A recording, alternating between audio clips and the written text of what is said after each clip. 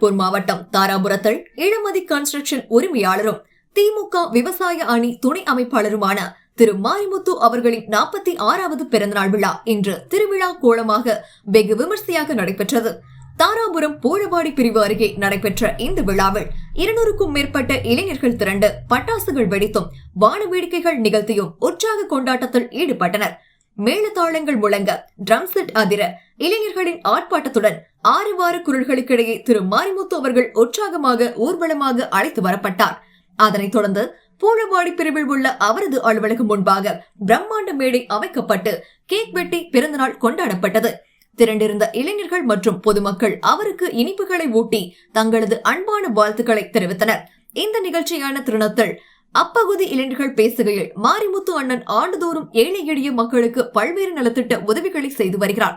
அந்த வகையில் இந்த ஆண்டும் அவரது பிறந்தநாளை முன்னிட்டு பூழவாடி பிரிவு, நாடார் தெரு மற்றும் காமராஜபுரம் உள்ளிட்ட பகுதிகளை சேர்ந்த 500க்கும் மேற்பட்டோருக்கு சுவையான சிக்கன் பிரியாணி விருந்து வழங்கப்பட்டது என தெரிவித்தனர். மகிழ்ச்சியும் மனிதநேயமும் ஒரு சேர அமைந்த இந்த பிறந்தநாள் விழா தாராபுரம் பகுதியில் இன்று ஒரு பெரும் பேசு பொருளாக மாறியுள்ளது.